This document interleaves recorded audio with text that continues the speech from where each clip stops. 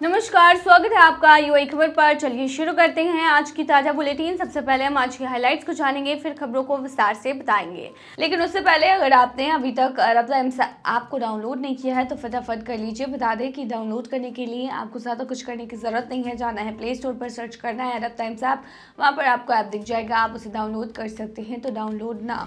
अगस्त के लिए पेट्रोल और डीजल के दाम की हुई घोषणा। दुबई के क्राउन प्रिंस शेख हमदान को बनाया गया लेफ्टिनेंट जनरल। अगस्त से मस्जिदों के पास 24 घंटे पेड पार्किंग, इस समय मिलेगा 1 घंटा फ्री। शारजाह की सरकारी नौकरियों में अब 9 महीने का ट्रायल, नियम सख्त हुए।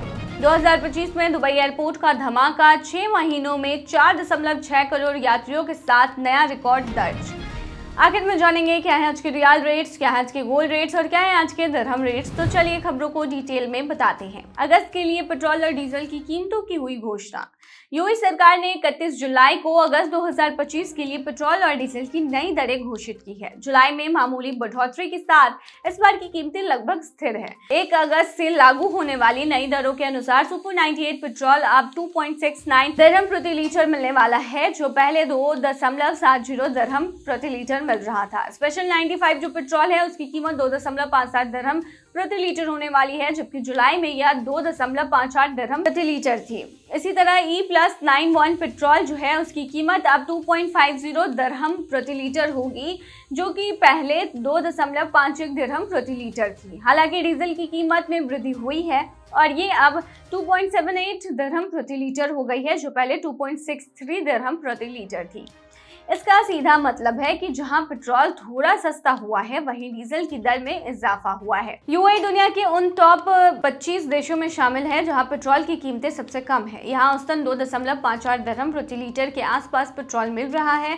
वर्ष 2015 से यूएई सरकार अंतर्राष्ट्रीय बाजार के रुझान के अनुसार हर महीने के अंत में नई ईंधन दरें तय करती हैं। यही वजह है कि यहाँ हर महीने पेट्रोल और डीजल की कीमतों में बदलाव देखने को मिलता है। इसीलिए जो लोग निजी वाहनों का इस्तेमाल करते हैं या ट्रांसपोर्ट के व्यवसाय से जुड़े हैं, उनके लिए ये जानकारी बेहद यूजफुल है। दुबई के क्राउन प्रिंस शेख हमदान को बनाया गया लेफ्टिनेंट जनरल। दुबई के क्राउन प्रिंस, उप प्रधानमंत्री और रक्षा मंत्री शेख हमदान बिन मोहम्मद को अब लेफ्टिनेंट जनरल की रैंक मिल गई है। ये ऐलान मंगलवार 29 जुलाई को किया गया है। ये प्रमोशन यूएई के उपराष्ट्रपति शेख मोहम्मद ने एक ऑफिशियल आदेश के जरिए मंजूर किया, जो अब राजपत्र में भी छपेगा और उसी दिन से लागू हो जाएगा। शेख हमदान को ये बड़ा पद उनकी पिछले साल जुलाई में हुई कैबिनेट बदलाव के बाद मिला है, जब उन्हें उप प्रधानमंत्री और रक्षा मंत्री बनाया गया था। शेख हमदान यूएई के दूसरे ऐसे शख्स हैं जो ये मंत्रालय संभाल रहे हैं। इससे पहले उनके पिता शेख मोहम्मद बिन राशिद अल मक्तूम 1971 में यूएई बनने के बाद से ये जिम्मेदारी संभाल चुके हैं। बात करें उनकी ट्रेनिंग की तो शेख हमदान ने 2001 में ब्रिटेन की famous royal military academy Sandhurst से सैन्य ट्रेनिंग ली थी। अगस्त से मस्जिदों के पास 24 घंटे पेड पार्किंग, कुछ समय में आपको मिलेगा फ्री 1 घंटा। दुबई में अगस्त 2025 से मस्जिदों के आसपास 24 घंटे पेड पार्किंग व्यवस्था शुरू होने जा रही है। इस नई पहल के तहत दुबई की 49 मस्जिदों के पास स्थित लगभग 2100 पार्किंग स्थलों का प्रबंधन अब पार्किंग कंपनी करेगी। हालांकि नमाज के समय मस्जिद आने वाले लोगों को 1 घंटे तक पार्किंग निःशुल्क प्रदान की जाएगी। इन पार्किंग स्थलों को जोन एम और जोन एमपी में बांटा गया है। जोन एम में आधे घंटे के लिए 2 दिरहम और 1 घंटे के लिए 4 दिरहम का शुल्क होगा, जबकि जोन एमपी में ऑफ पीक समय में वही दरें लागू रहेंगी, लेकिन पीक समय में आधे घंटे का शुल्क 3 दिरहम और 1 घंटे का 6 दिरहम होगा। पार्किंग कंपनी ने इस्लामिक मामलों और धर्मार्थ गतिविधि विभाग के साथ एक राजस्व साझाकरण समझौता किया है, जिससे कंपनी का प्राइवेट पार्किंग पोर्टफोलियो 20,800 स्थानों तक बढ़ जाएगा। ये पहल गैर नमाजियों द्वारा पार्किंग के दुरुपयोग को रोकने और मस्जिदों के आसपास पार्किंग दक्षता को बढ़ाने के उद्देश्य से शुरू की गई है। पार्किंग के सीईओ मोहम्मद अब्दुल्ला अल अली के अनुसार यह योजना नमाजियों के अनुभव को बेहतर बनाएगी और पार्किंग व्यवस्था को अधिक सुव्यवस्थित करेगी। वहीं IACAT के महानिदेशक अहमद दरवेश अल मोहरी ने इसे धार्मिक सेवाओं में सुधार की दिशा में एक पॉजिटिव कदम बताया है। भविष्य में इस योजना का विस्तार अन्य मस्जिदों तक भी किया जा सकता है। शारजाह की सरकारी नौकरियों में अब 9 महीने का ट्रायल, नियम सख्त हुए। शारजाह में अब जो भी नए सरकारी कर्मचारी भर्ती होंगे, उन्हें पहले 6 नहीं बल्कि 9 महीनों की ट्रायल यानी कि प्रोबेशन अवधि से गुजरना होगा। इस बदलाव का उद्देश्य अमीराती कर्मचारियों को खुद को साबित करने के लिए ज्यादा वक्त देना है। यदि जरूरत पड़ी तो यह अवधि 3 महीने और बढ़ाई जा सकती है, लेकिन इसके लिए अनुमति लेना जरूरी होगा। ये नया नियम शारजाह के नए मानव संसाधन कानून के तहत लाया गया है, जो अमीरात के सभी सरकारी कर्मचारियों पर लागू होगा। शारजाह के मानव संसाधन विभाग के प्रमुख अब्दुल्ला इब्राहिम अल जाबी ने बताया है कि ये बदलाव शेख सुल्तान बिन मोहम्मद अल कसीमी के विजन के अनुरूप लाया गया है, जिसमें मानव जरूरतों और सामाजिक हालातों को ध्यान में रखा गया है। नए नियमों के तहत हर सरकारी डिपार्टमेंट को अपने संगठनात्मक ढांचे की योजना बनानी होगी और उस योजना को एक कमेटी से अप्रूव कराना होगा। साथ ही एक मैनुअल भी जारी किया जाएगा, जिसमें हर सरकारी नौकरी की भूमिका और श्रेणियां स्पष्ट रूप से दर्ज होंगी। इस कदम से अमीराती नागरिक, खासकर अमीराती महिलाओं के बच्चों को फायदा मिलेगा, बशर्ते वो निर्धारित योग्यताओं को पूरा करते हों। नए कानून में विकलांग यानी कि निश्चय व्यक्तियों को भी बराबरी का अवसर देने का जोर दिया गया है, जैसे कि उन्हें शिक्षा में दिया जाता है। इसके अलावा सरकारी विभागों में नई कमेटियां बनाई जाएंगी जो इमरजेंसी शिकायतों और अनुशासन से जुड़े मामलों को देखेंगी। एक सुप्रीम HR कमेटी भी गठित की जाएगी जो मानव संसाधन कानूनों की समीक्षा करेगी और शासक या कार्यकारी काउंसिल को सलाह देगी। 2025 में दुबई एयरपोर्ट का धमाका, 6 महीनों में 4.6 करोड़ यात्रियों का नया रिकॉर्ड। 2025 के पहले 6 महीनों में दुबई इंटरनेशनल एयरपोर्ट ने इतिहास रच दिया है। राजनीतिक तनाव और हवाई क्षेत्रों में रुकावट के बावजूद इस एयरपोर्ट ने 4.6 करोड़ यात्रियों का स्वागत किया है, जो अब तक की सबसे ज्यादा पहली छमाही की संख्या है। साल दर साल पैसेंजर ट्रैफिक में 2.3% की बढ़ोतरी हुई है।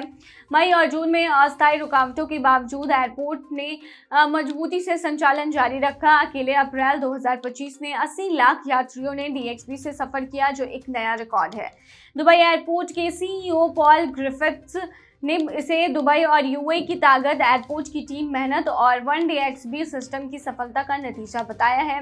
उसका मानना है कि इस साल की दूसरी छमाही और भी तेजी लाएगी, क्योंकि गर्मियों की छुट्टियां, बिजनेस इवेंट्स और दुबई एयर शो 2025 जैसे बड़े आयोजन आने वाले हैं। आंकड़ों की बात करें तो DXB का औसत मासिक ट्रैफिक 77 लाख रहा है और हर दिन करीब 2.5 लाख यात्री यहां से सफर करते रहे हैं। जनवरी 2025 सबसे बिजी महीना रहा है, जिसमें 85 लाख यात्रियों ने यात्रा की है। पहले 6 महीनों में कुल 2.22 लाख उड़ानें हुई और औसत लोड फैक्टर 76% रहा है, यानी ज्यादातर सीटें भरी हुई थी। बैगेज हैंडलिंग में भी DXB ने शानदार काम किया है। 4.18 करोड़ बैग हैंडल हुए और 91% यात्रियों को उनका सामान 45 मिनट के भीतर मिल गया। हर 1000 यात्रियों में सिर्फ 2 बैग गलत तरीके से हैंडल हुए, जबकि ग्लोबल एवरेज 6.3 रहा है। यात्रियों को बेहतर एक्सपीरियंस देने के लिए पासपोर्ट और सिक्योरिटी चेक भी बहुत तेज है। लगभग 99% लोग 10 मिनट में डिपार्चर पासपोर्ट चेक और 98% से ज्यादा लोग 5 मिनट से 15 मिनट में सिक्योरिटी व इमिग्रेशन प्रक्रिया पूरी कर लेते हैं। दुनिया भर से आने वाले यात्रियों में भारत सबसे आगे है, जहां से 59 लाख लोग DXB पहुंचे। इसके बाद सऊदी अरब, UK और अमेरिका जैसे देश हैं। शहरों की बात करें तो लंदन, रियाद, मुंबई, दिल्ली और इस्तांबुल सबसे बिजी डेस्टिनेशन रहे हैं।